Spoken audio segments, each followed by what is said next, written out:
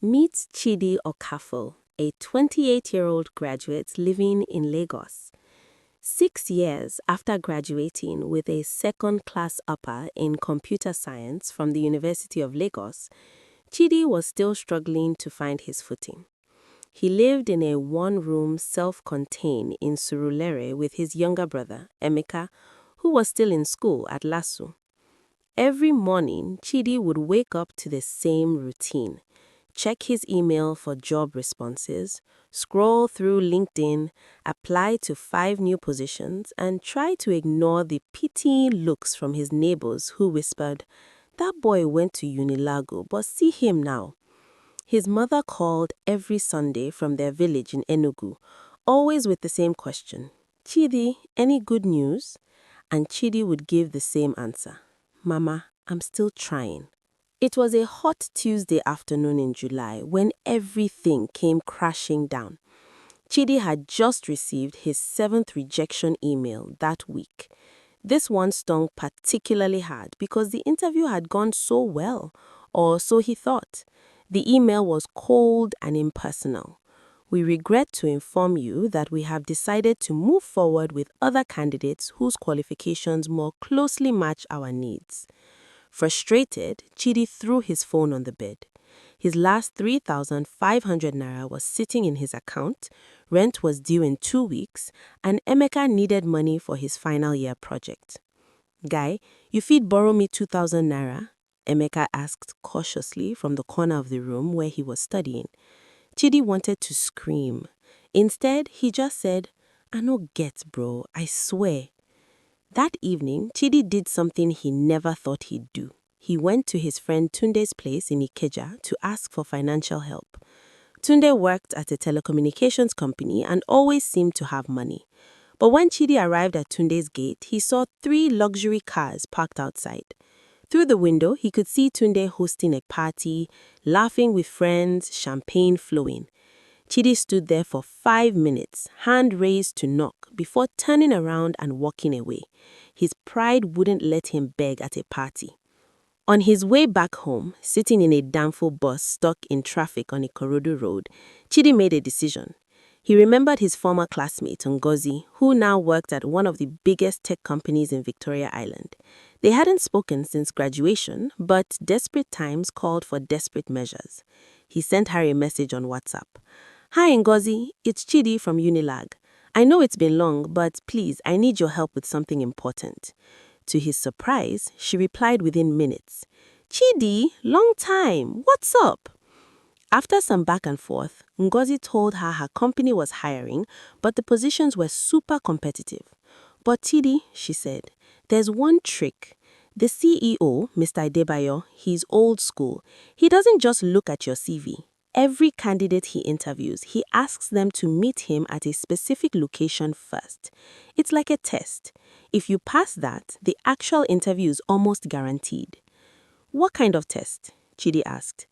"I can't say. He does it differently for everyone. But just be yourself and be ready for anything. Your interview is this Friday at 7 a.m. He wants you to meet him at Eko Bridge." Eko Bridge at 7 a.m.? This was already strange, but Chidi was in no position to question it.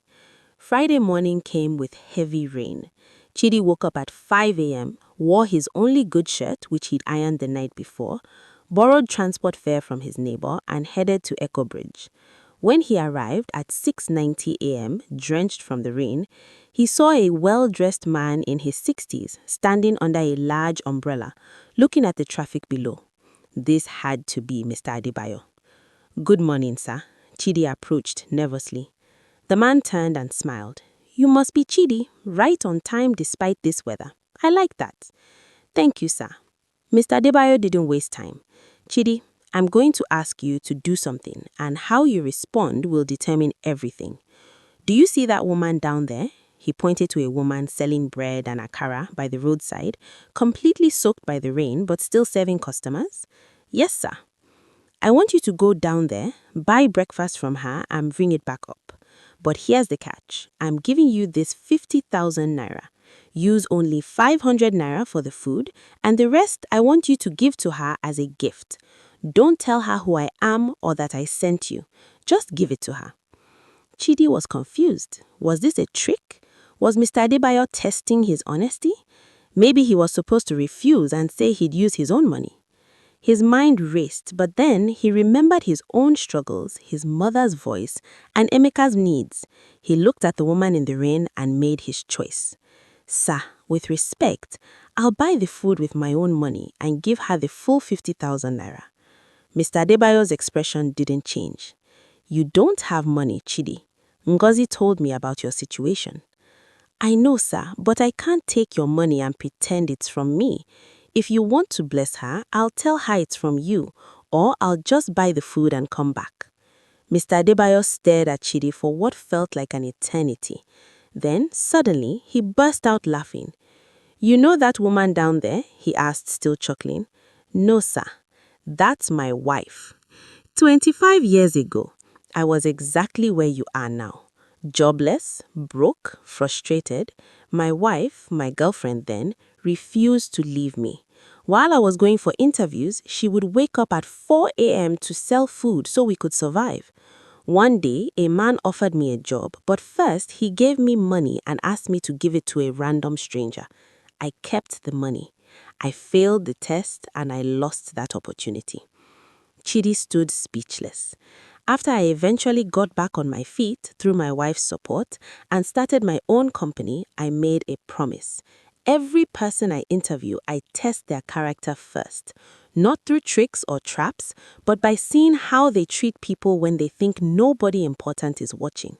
And you, Chidi, you chose honesty, even when it would have cost you everything. Mr. Adebayo extended his hand. "Welcome to the team. Your starting salary is 450,000 naira a month. You resume Monday." Chidi couldn't believe his ears. Tears mixed with raindrops on his face. "But sir, I still need to do the technical interview, right?" "Ngozi already vouched for your skills. But skills can be taught, Chidi. Character cannot. You have both." 3 months later, Chidi had moved to a better apartment in Lekki. Emeka had completed his project and graduated with honors. Their mother had visited Lagos for the first time and couldn't stop crying with joy. But the biggest change wasn't the money or the comfort. It was what Chidi learned about himself. On his darkest day, when he could have compromised his values for an opportunity, he chose integrity instead. One day at the office, Mr. Adebayo called Chidi into his office. "You know, Chidi, I've been thinking of expanding our recruitment process. I want you to head that department. Use the same approach. Find people with character first, skills second." And that's exactly what Chidi did. He became known as the man who gave opportunities to people others had overlooked, just as someone had done for him. Years later, when people asked Chidi about his success, he would always say, "It wasn't the job that changed my life. It was the choice I made on a rainy Friday morning on Eko Bridge. I chose to be who I was raised to be, even when nobody was watching." Because sometimes the test isn't about what you know. It's about who you are when everything is on the line.